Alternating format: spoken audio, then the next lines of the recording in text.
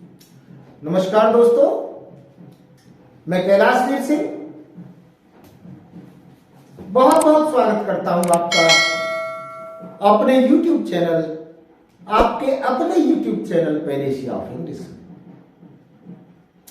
दोस्तों, इस चैनल पे लगभग मैं अपने 60 वीडियो अपलोड कर चुका हूं और लिटरेचर से संबंधित जितने भी मेरे वीडियो हैं, मैं आपको अश्योर करता हूं, आपको विश्वास दिलाता हूं कि आप एक बार मेरे इस वीडियो को सुनकर देखें। अगर वीडियो में कोई गहराई लगे, कोई अच्छाई लगे और अगर ना भी पसंद आए तो कमेंट करके मुझे बताएं। बस विनम्र निवेदन आपसे ये है, जो भी इस चैनल को देखते हो वो मेरे लिटरेचर के वीडियो अवश्य देखें। ये मैं आपसे गुजारिश करता हूं, निवेदन करता हूं। लिटरेचर का वीडियो बनाने में बहुत मेहनत करता हूं दोस्तों। वो एक अलग बात है कि डिजिटल बोर्ड नहीं है, लेकिन जब MCQ PYQ चलेंगे तो डिजिटल बोर्ड भी इस्तेमाल किया जाएगा। इससे पहले भी वीडियो में जितने भी वीडियो हैं उनमें बहुत शानदार जानकारी आपको मिलेगी। इससे पहले मैंने एक वीडियो डाला था, ट्रेजेडी बाय अरिस्टोटल। आज अरिस्टोटल से संबंधित उनकी कुछ शब्दावली से संबंधित, उनके कुछ टर्म से संबंधित ये मेरा दूसरा वीडियो है दोस्तों। और ये मैं आशा करता हूं और एक बार पुनः निवेदन करता हूं कि आप मेरे इस वीडियो को और जो भी वीडियो मैंने इस YouTube पे डाले हुए हैं उन्हें देखें और लिटरेरी कंटेंट का लाभ उठाएं। आइए शुरू करते हैं आज का टॉपिक। ट्रेजेडी मैंने इससे पहले वाले वीडियो में भी आपको समझाया था। आज फिर देखते हैं ट्रेजेडी है क्या। ट्रेजेडी आप सब जानते हैं, ट्रेजेडी कहते हैं दुखांत नाटक। दुखांत नाटक जो प्ले बड़े दुख के साथ जिसकी एंडिंग होती हो, बड़े दुख के साथ जो कंक्लूड होता हो, उसे हम ट्रेजेडी कहते हैं।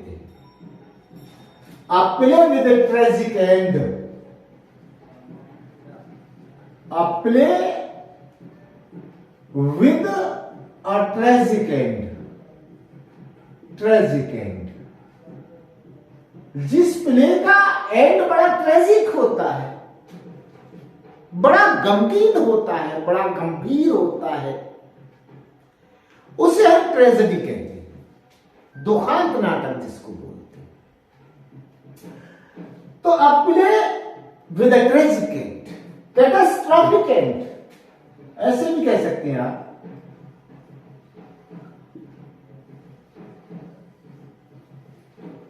Catastrophic and. ट्रेजेडी का एंड कैसे होता है? कैटास्ट्रॉफिक, डिजास्टरस, बहुत दुखांत एंड होता है।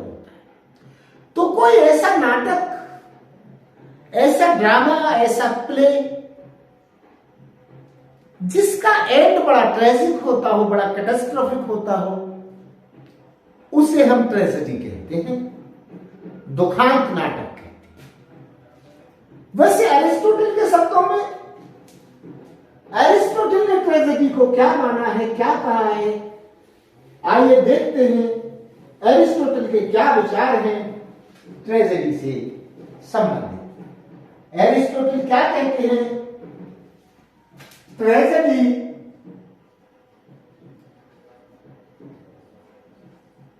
Is an imitation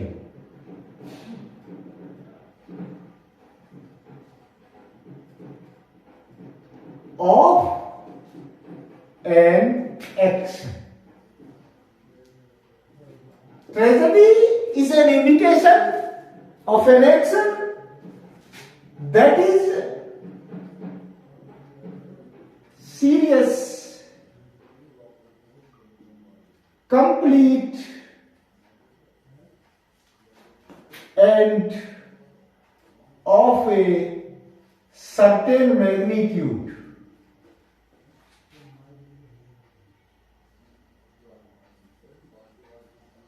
Of a certain magnitude. In language,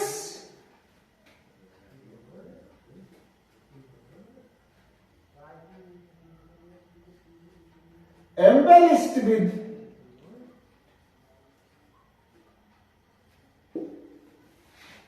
with each kind of artistic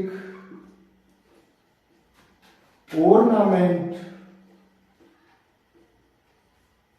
each kind of artistic ornament, the several being found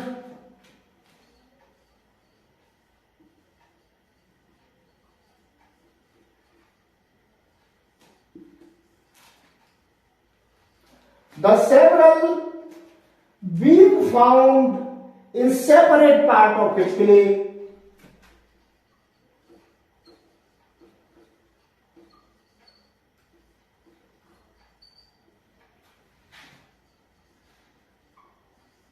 Part of a play.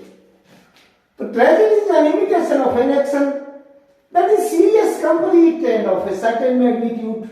In language embellished with each kind of artistic ornament, the several kind being found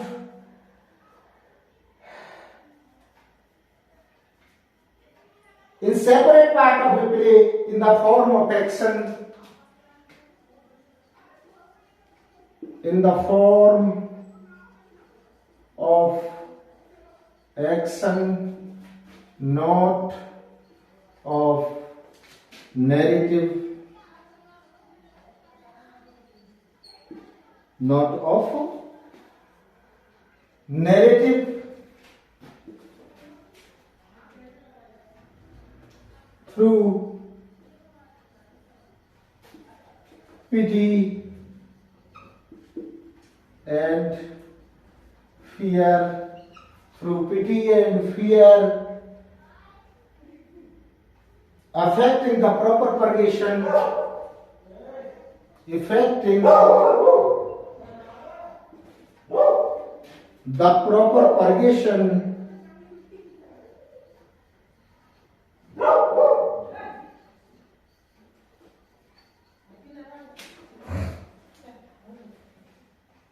of these emotions.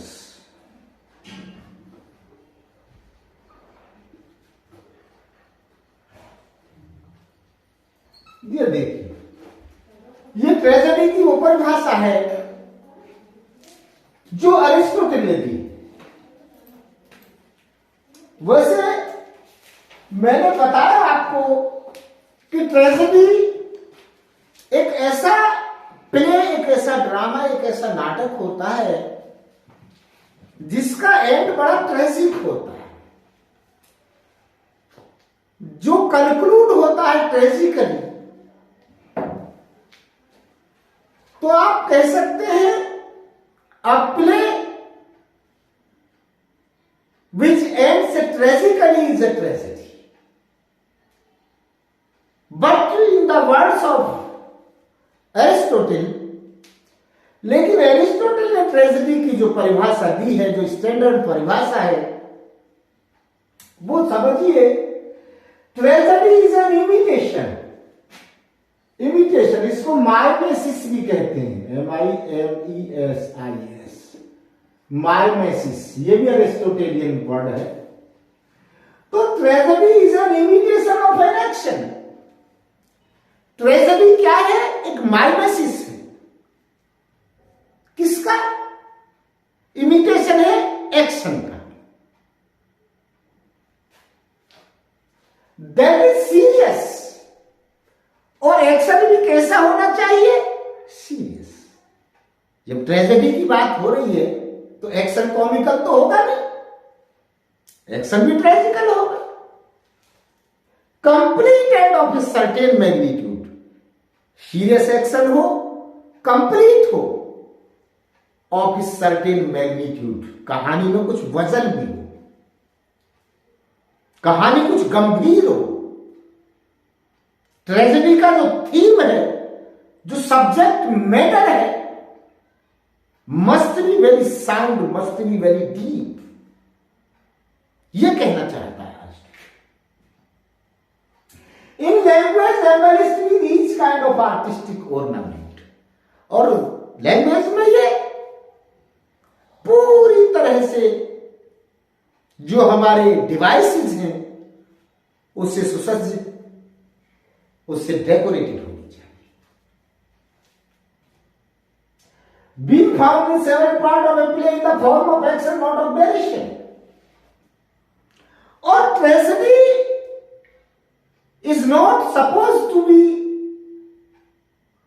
a name of narration, but a tragedy is the name of an action.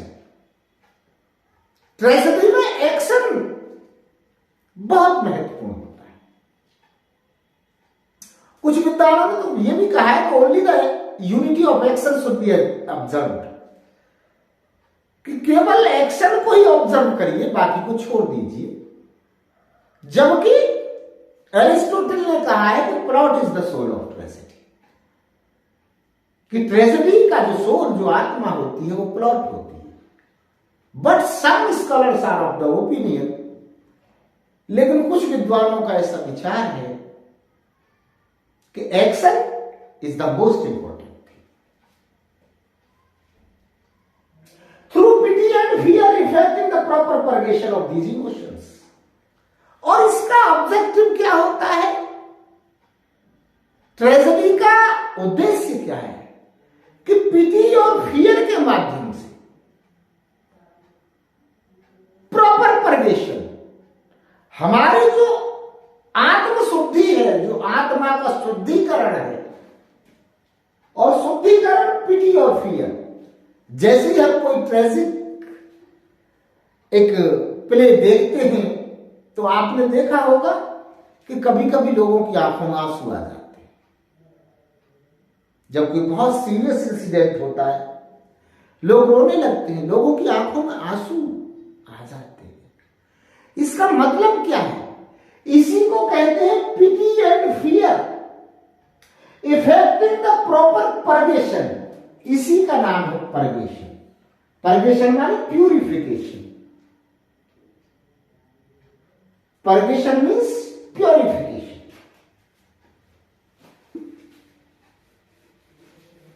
तो उससे क्या होता है कि हमारा जो hurt है, हमारी जो भावनाएं हैं, जब हम अपने को जोड़ लेते हैं उस ट्रेजेडी से, उस कैरेक्टर से, तो क्या होता है? पिटी एंड फियर के माध्यम से, पिटी एंड फियर के माध्यम से क्या होता है? परगेशन होता है। परगेशन मीन्स क्लींजिंग, सफाई। सफाई का है कि इमोशंस की, जो हमारे भाव है ना, वो भाव जो है वो हमारे क्लीन हो जाते हैं, इमोशंस हमारा क्लीन हो जाता है। तो pity and fear purgation, purgation means cleansing, आत्मा का शुद्धिकरण।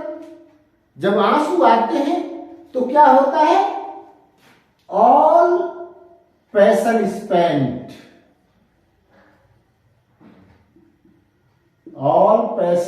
spent, calm of mind.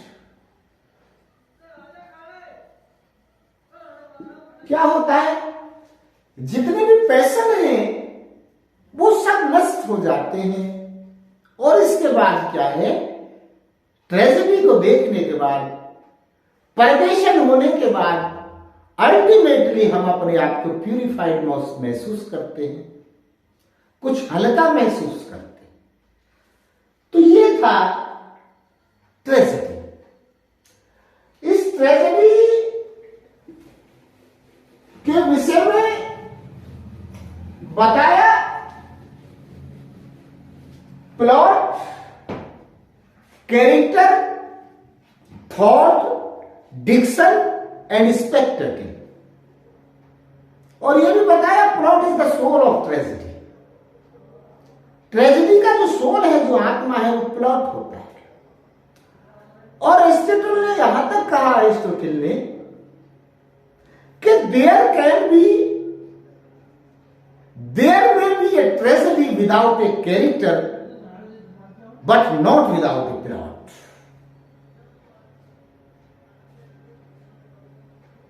This is because plot is the most important thing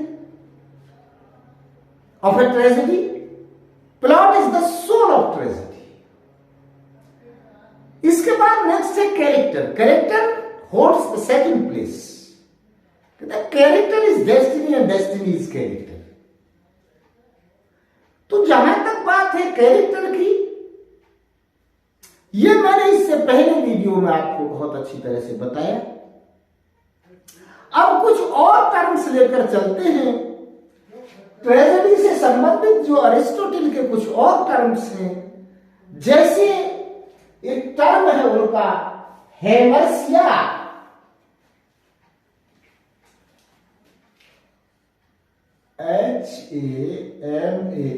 HAMARTIA, हेमर्सिया। हेमर्सिया क्या होता है? Tragic flaw. ट्रेजिक फ्लॉ, या इसको फैटल फ्लॉ भी बोल देते हैं। फैटल फ्लॉ या weakness of character, weakness of the character. देखिए, हेमर्सिया को क्या बोलते हैं? Tragic flaw. Fatal flaw, weakness of the character. और ये क्या है हेमर्सिया? ये ग्रीक वर्ड है, ग्रीक वर्ड है। क्या है ये? ग्रीक वर्ड है। And it has been applied only once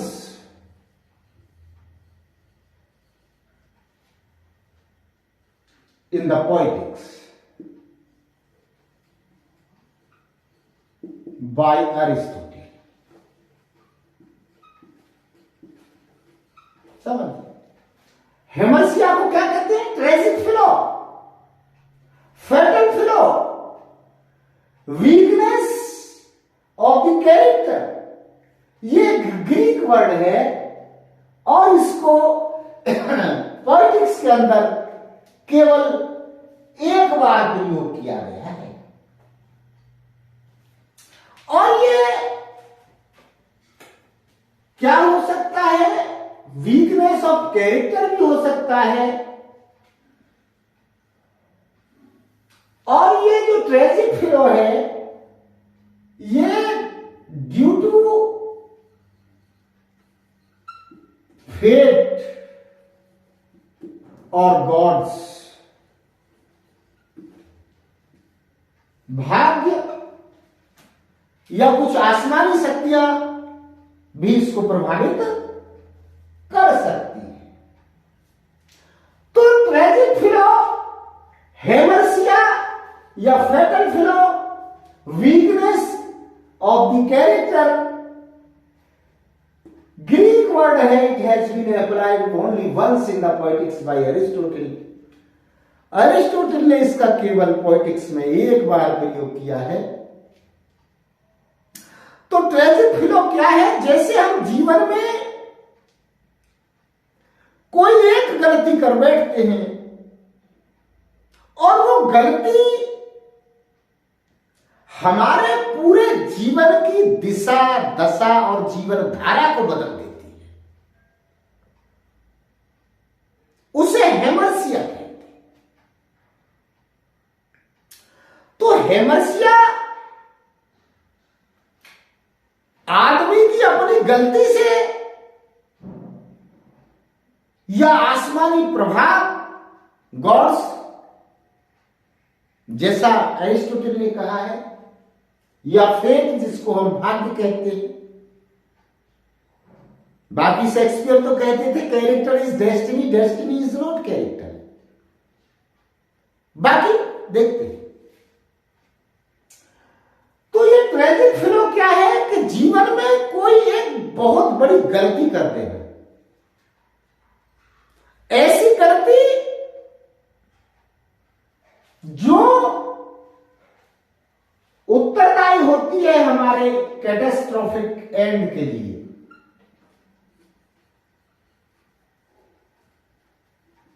catastrophic and के लिए वो गलती जिससे हमारा जो पूरा जीवन बर्बाद हो जाता है, उसे हम हेमर्सिया कहते हैं, या ट्रेजिक फिलो या फैटल फिलो कहते हैं। बहुत सी मूवीज देखी होगी और आम जीवन में भी देखा होगा। बहुत से लोग कहते हैं ना, केवल एक ही बार गलती कर दो, वो पूरे जीवन को नष्ट कर देती है। तो इसी तरह से ये हेमर्सिया है, ये कैरेक्टर ही में कोई ना कोई ट्रेजिक फिलो, कोई ना कोई गलती कर देता है, जो उसके ट्रेजिक डूम के लिए, कैटास्ट्रॉफी के लिए रिस्पॉन्सिबल होता है। जैसे मान लीजिए किसी व्यक्ति ने किसी आदमी का मर्डर कर दिया, जबकि व्यक्ति बड़ा कहते भला आदमी है, लेकिन एक गलती कर गया, उसका दंड उसे भोगना पड़ेगा। तो मेरे कहने का मतलब यह है कि हेमर्सिया और tragic flaw weakness in the character, weakness of the character होती है, जो अल्टीमेटली उसके डूम के लिए, उसके डिस्ट्रक्शन के लिए, उसके कैटास्ट्रोफिक एंड के लिए रिस्पॉन्सिबल होती है। इसे हम हेमर्सिया कहते हैं। आपकी बात समझ में आई?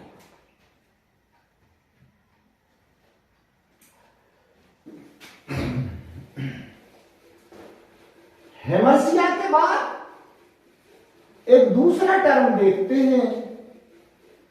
एक दूसरा टर्म क्या है? एनाग्नोरिसिस,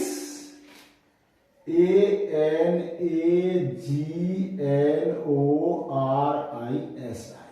एनाग्नोरिसिस, एनाग्नोरिसिस क्या कहते हैं? Recognition of truth. Recognition of truth, उसको एनाग्नोरिसिस कहते हैं। रिकॉग्निशन ऑफ ट्रूथ जो होता है, उसको हम क्या कहते हैं? Anagnorisis. It is a change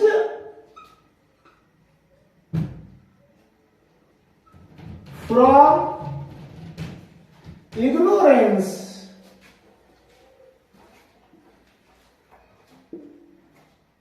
to awareness.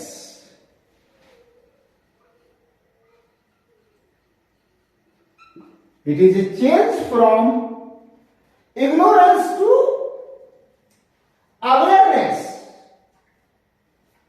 For example, चलो एग्जाम्पल में बताता हूं आपको, पहले समझ लीजिए। एनाग्नोरिसिस कहते हैं recognition of truth. It is a change from ignorance to awareness. होता क्या है ट्रेजेडी में कि काफी देर तक, काफी समय तक वो कैरेक्टर जो है वो ये नहीं समझ पाता है कि मैंने कोई बहुत बड़ा फॉल्ट कर दिया, जिसको ट्रेजिक फ्लॉ बोलते हैं।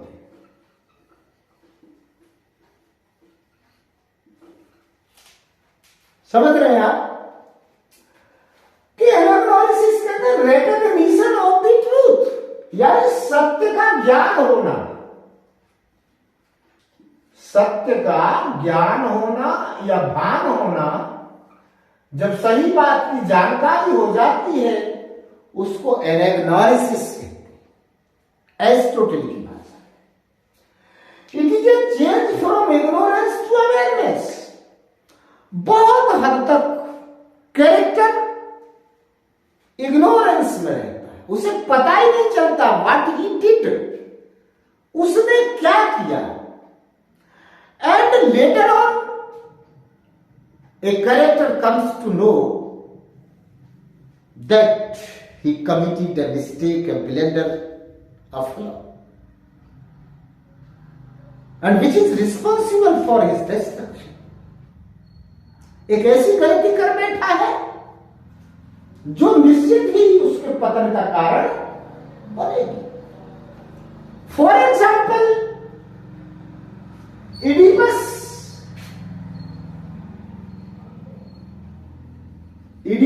द रेक्स, ये ट्रेजेडी है शायद सोफोक्लीज की।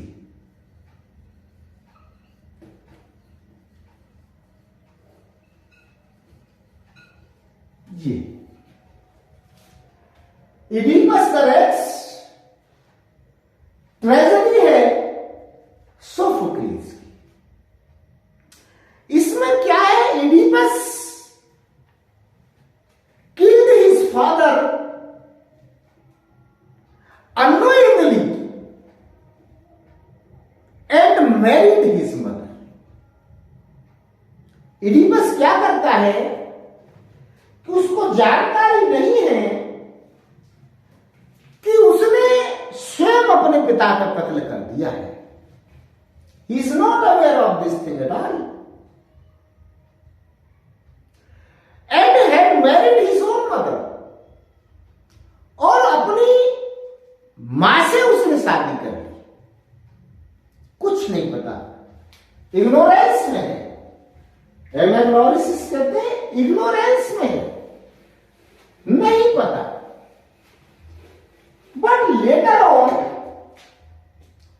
ही came to know that he killed his father and married his mother. The whole action is revealed. The whole thing is revealed. जब पूरी बात उसे पता चलती है तो क्या होता है, उसे सत्य का ज्ञान हो जाता है, सत्य का भान हो जाता है। और इस तरह से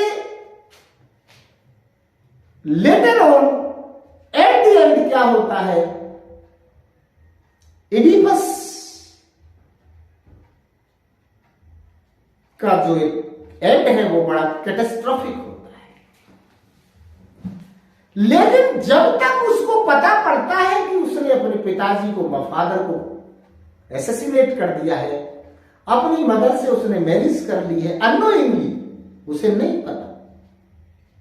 लेकिन जब उसे पता चलता है तो तब तक बहुत देर हो चुकी होती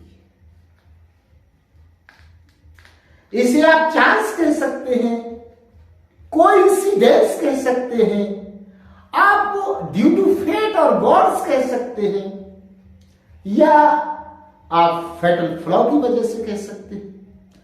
तो रिकॉग्निशन ऑफ ट्रुथ, जब तक उसे सत्य का ज्ञान होता है इडिपस को कि उसने अपने फादर को मार दिया है, अपनी मदर से शादी कर ली है, पता नहीं चलता। लेकिन अल्टीमेटली जब उसको पता चलता है तो जब तक सब कुछ हाथ से निकल चुका होता है, अल्टीमेटली क्या होता है, पूरी तरह से डेथ, डूम एंड डिस्ट्रक्शन। तो ये है रिकॉग्निशन ऑफ ट्रूथ, जिसे एरिस्टोटल के शब्दों में एनाग्नारिसिस कहते हैं।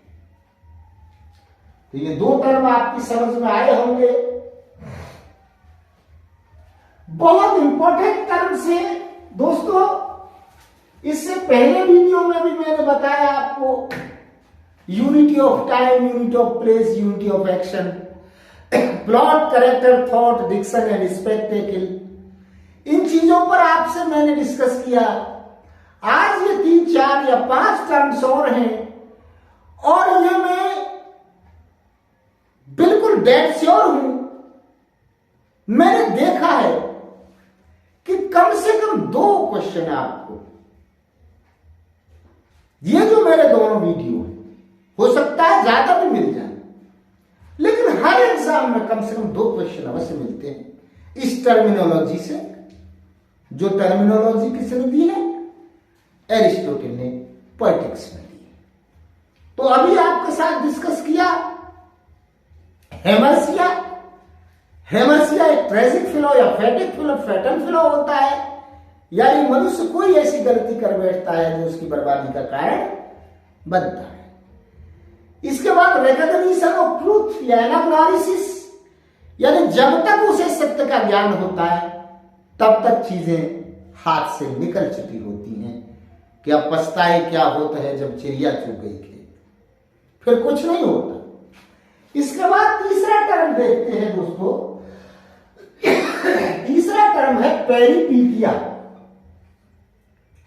ये सब लिटरेरी टर्म्स हैं, बहुत महत्वपूर्ण टर्म्स हैं, केवल लिटरेचर के विद्यार्थी इनसे परिचित होंगे, बाकी तो किसी को इसके विषय में जानकारी होना मुश्किल है।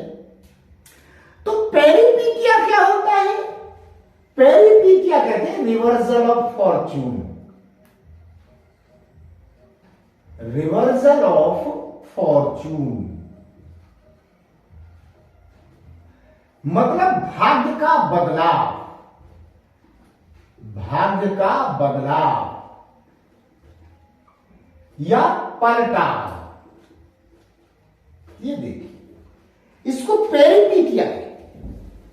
जहां तक आप शेक्सपियर ट्रेजेडी को देखेंगे तो वहां fate does not matter, fate का कोई स्थान नहीं है। शेक्सपियर कह रहे हैं character is destiny, destiny is not character. भाग्य से कुछ नहीं होता, जो कुछ होता है पेरिपीटिया रिवर्सल ऑफ फॉर्चून, भाग्य का पलटाव या भाग्य का बदलाव। तो यह जिक्र जो पॉलिटिक्स में किया है एरिस्टोटल ने, और डेस्टिनी का जिक्र आप देखें तो 20th सेंचुरी का जो एक बहुत बड़े नोवेलिस्ट हैं, मैं कह सकता हूं कि सबसे बड़े नोवेलिस्ट हैं, थॉमस हार्डी, मेरी ओपिनियन से। उन्होंने फेट को, चांस को बड़ा डोमिनेंट, बड़ा प्रोमिनेंट माना है।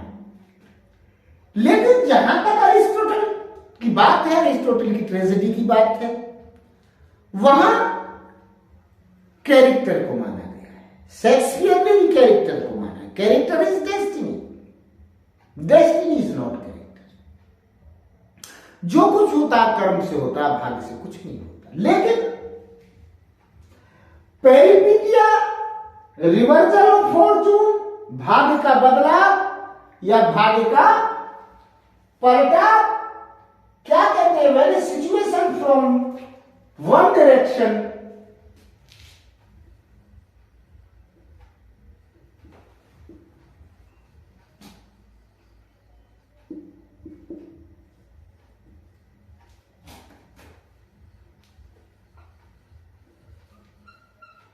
where a situation from one direction changes suddenly to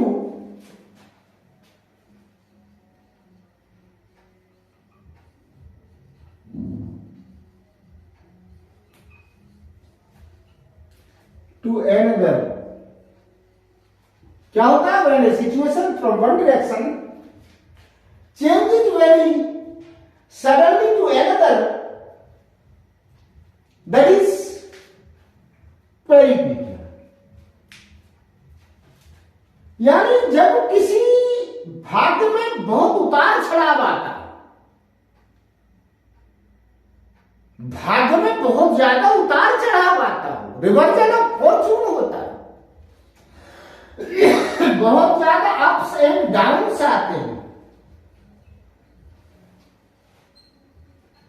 ups and downs आते हो, उसे पेरिपीटिया कहते हैं। मोस्टली हाई टू लो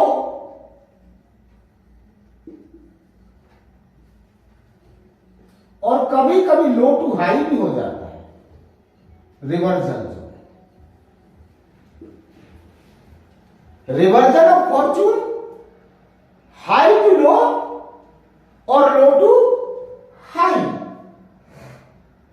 कहते ना अ सडन चेंज, इसको आप कह सकते हैं a sudden change,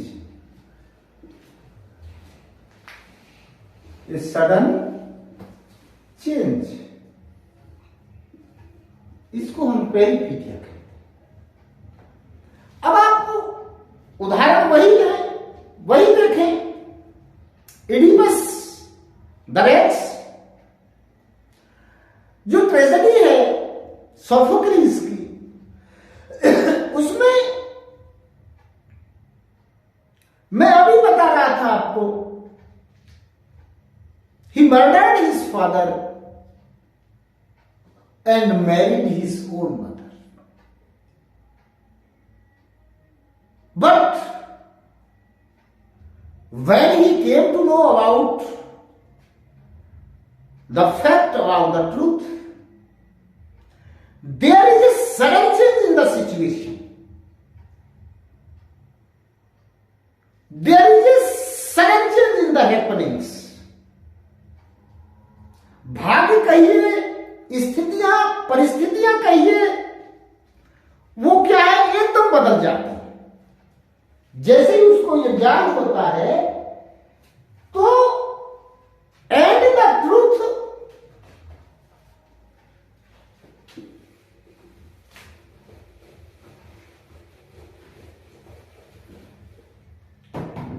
and the truth which is revealed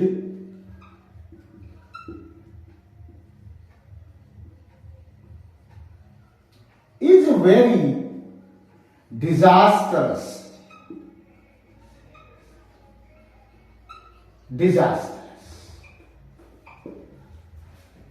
जब उसे सत्य का पता चलता है तो ये बड़ा डिजास्टरस होता है, बड़ा खतरनाक हो जाता है और उसको मरना पड़ता है।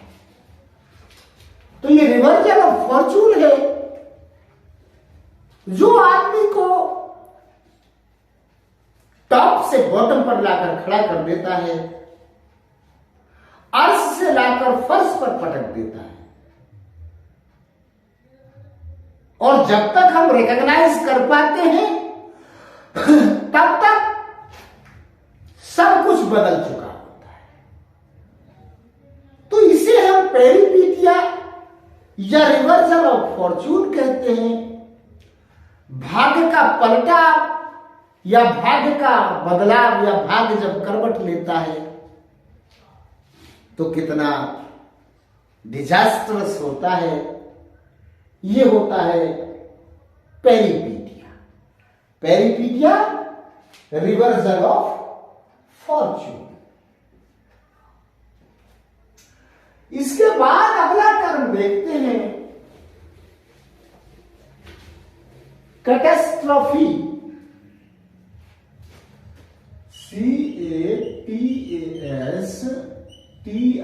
CATASTROPHE, catastrophe. कैटेस्ट्रॉफी क्या होता है? A deadly and,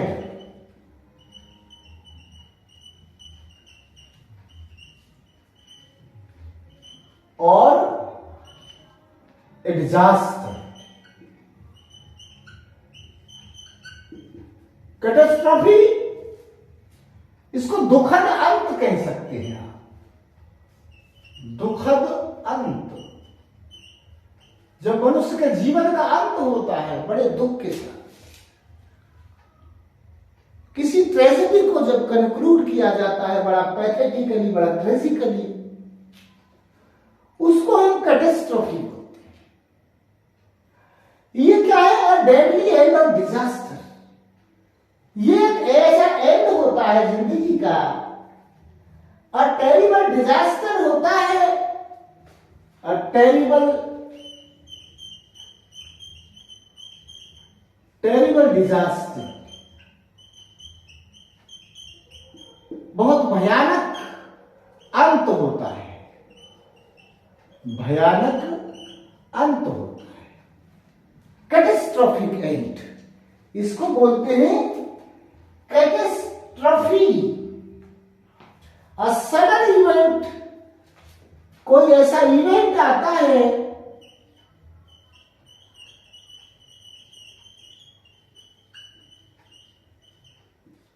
causes a great disaster।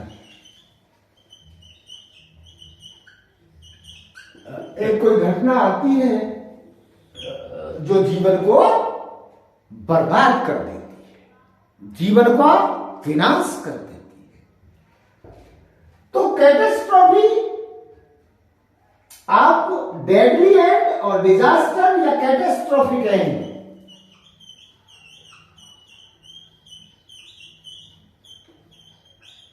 Catastrophic and, तो अंत जो है वो बहुत बुरा होता है। और इसका कारण है वही हेमर्सिया जो बताया था अभी आपको, ट्रेजिक फ्लो, फैटल फ्लो जिसको बोलते हैं, a weakness in the character.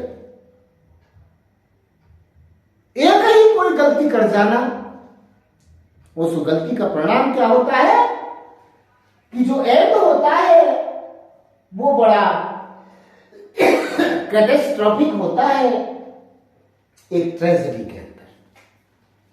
Tragedy का मतलब ही है आपने डेथ, ब्लडशेड एक्सेट्रा। तो कैटेस्ट्रॉफी एक दुखद अंत, एक भयानक अंत है किसी के जीवन का। और उस दुखद अंत के लिए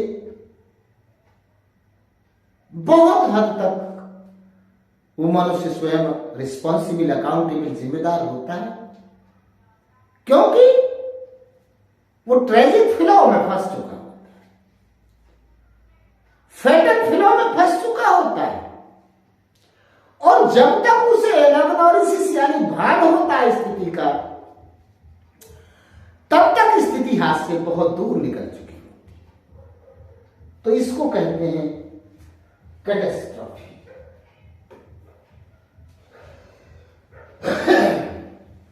इसके बाद एक लास्ट टर्म है जो अक्सर पूछा जाता है, कैथारसिस।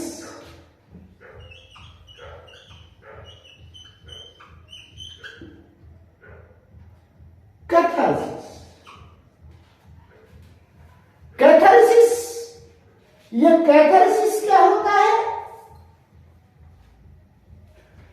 कैथारसिस माने परगेशन या प्योरिफिकेशन।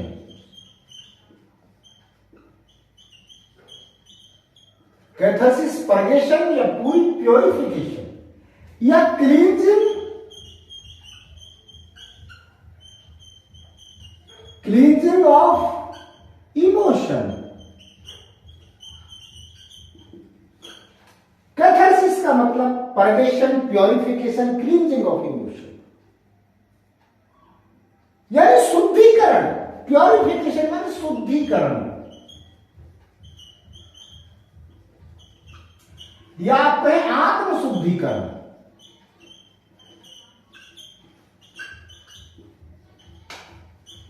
आत्मशुद्धिकरण यह कैथारसिस होता है। और यह भी एक ग्रीक वर्ड है। क्या है? ग्रीक वर्ड है, यूनानी शब्द है, और ये कैथारसिस होता है through pity and fear, through pity and fear. ये क्या है? जैसे ही हम कोई ट्रेजिक प्ले देखते हैं तो हमको एकदम पिटी, एकदम दया उत्पन्न होती है उस कैरेक्टर से, उस पर रहम आता है, उस पर हम मर्सीफुल हो जाते हैं। करे कितने दुख में है, कितना भयानक इसका अंत हुआ। तो उसके बाद हमें कुछ भय लगने लगता है, द्रवित हो जाते हैं हम, पिटी एंड फियर यानी द्रवित हो जाते हैं, किसी के दुख को देखकर द्रवित हो जाते हैं और भय लगने लगता है। वही कैथारसिस है। कैथारसिस को पर्गेशन या प्यूरिफिकेशन या शुद्धिकरण भी कहते हैं। कहते हैं ना, काम ऑफ माइंड और passion spent.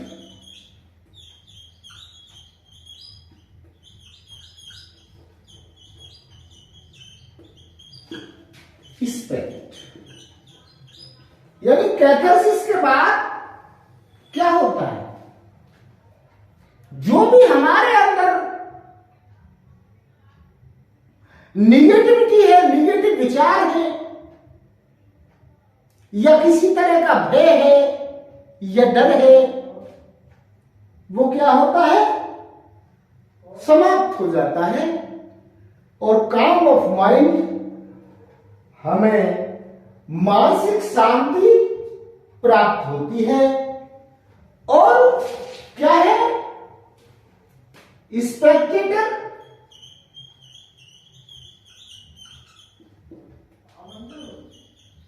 comes out from fear।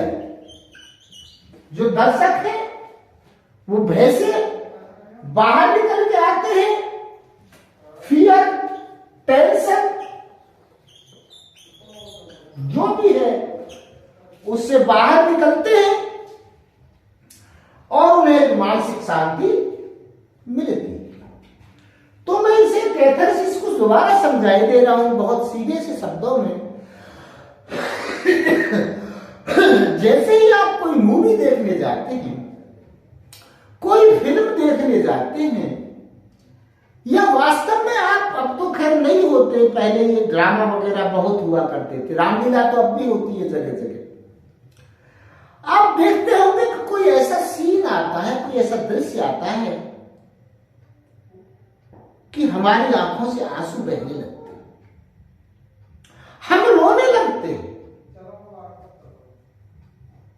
क्या है कि एम्पैथी है, हम उस कैरेक्टर से अपने को जोड़ लेते हैं।